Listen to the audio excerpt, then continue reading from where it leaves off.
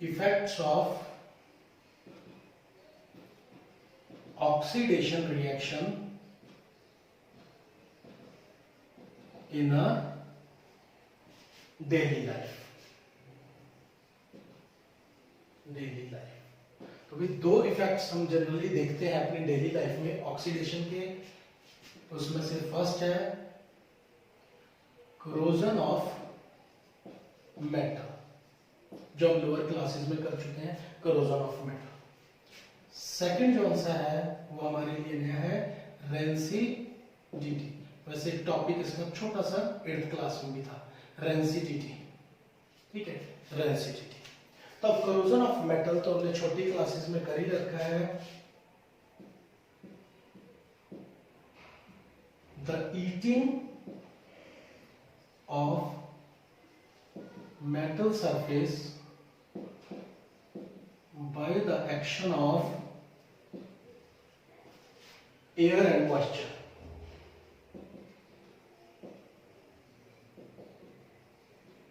तो हमने ये कर रखा है छोटी क्लासेस में, अपनी लोअर क्लासेस में, कि corrosion क्या होता है, the eating of metal surface by the action of air and moisture. फिर 10th क्लास में एक इक्वेशन लर्न कर ली हमने रस्टिंग ऑफ आयरन की।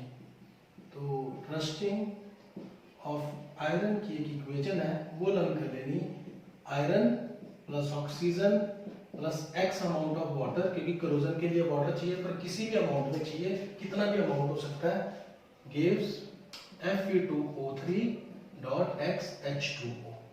तो ये केमिकल इक्वेशन है जो हमने लर्न करनी है। ठीक है, तो इसको मैं बैलेंस कर देता हूं, 3 2 2। तो ये मैंने बैलेंस केमिकल इक्वेशन लिख दी है रस्टिंग ऑफ आयरन। तो ये है corrosion। तो corrosion जो सा होता है वो हमारी डेली लाइफ में बहुत ज्यादा इफेक्ट डालता है। जितने भी हमारे आयरन पिलर्स, जितने भी हमारे ब्रिजेस, जितने भी हमारे जो से हैं गाड़ियां हैं, कार्स हैं, वो सारी की सारी करोड़ होके खराब हो जाती है। तो वो किसके कारण होती है, corrosion ऑफ मेटल या फिर ऑक्सीडेशन रिएक्शन ऑफ मेटल्स, इसके कारण वो खराब हो जाती है। अब हमारा सेकंड टॉपिक आ गया है रेंसिडिटी। रेंसिडिटी है क्या?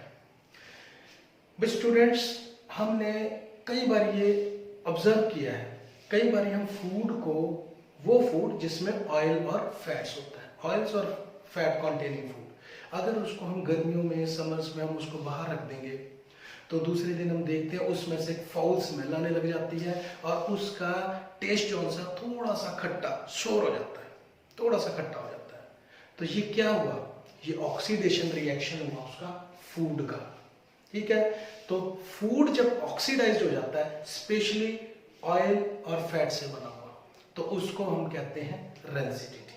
तो रेंसिडिटी की डेफिनेशन क्या है, अब हम लिखते हैं रेंसिडिटी की डेफिनेशन। रेंसिडिटी, तो रेंसिडिटी बन गया the aerial oxidation of food containing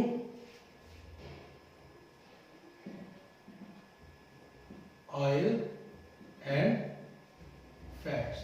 तो वही है the aerial oxidation of food containing oil and fats marked by, अब क्या होगा इससे, marked by unpleasant, एक तो unpleasant smell आएगी,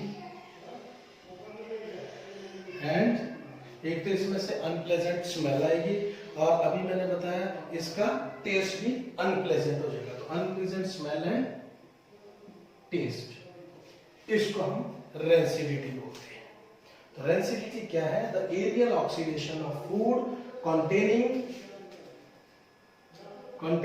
oil and fat marked by unpleasant smell and taste।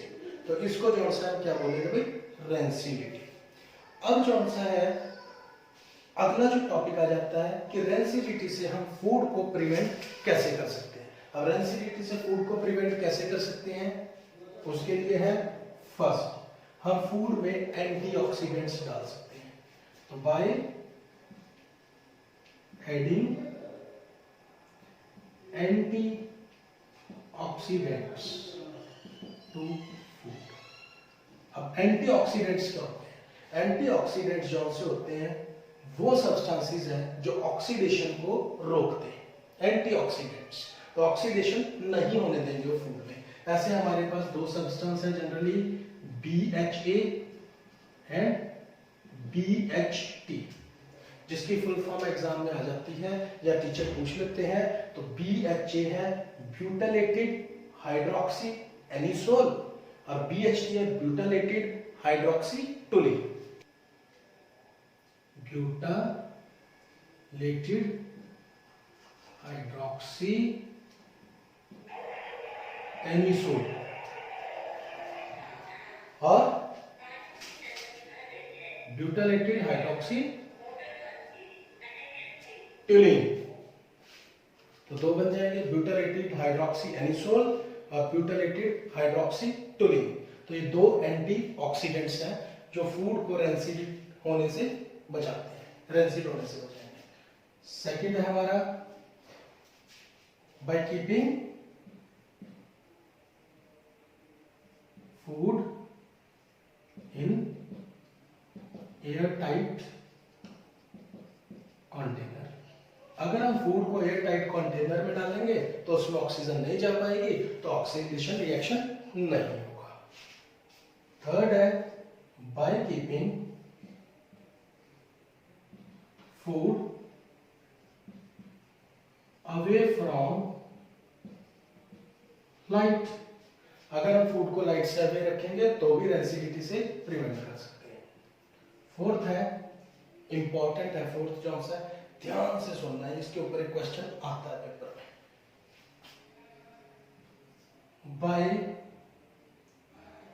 Adding nitrogen और by keeping food in nitrogen gas, ठीक है, बाय एडिंग नाइट्रोजन और by packing food in nitrogen gas. अब इसके ऊपर क्वेश्चन क्या आता है, वो ये आएगा कि food containing oil and fat जैसे कि चिप्स हैं, उनके पूरे के पूरे पैकेट को नाइट्रोजन से फ्लश क्यों किया जाता है, क्यों नाइट्रोजन भरी होती है, ये क्वेश्चन आएगा। तो उसका आंसर ये है कि नाइट्रोजन एक अनरिएक्टिव गैस है। तो नाइट्रोजन अनरिएक्टिव गैस है तो फूड के साथ रिएक्ट नहीं करेगी। दूसरा है, नाइट्रोजन जो सी है फूड को फ्रेश रखती है। और थर्ड है कि वो प्रिवेंट करेगी फूड को रेंसिडिटी से।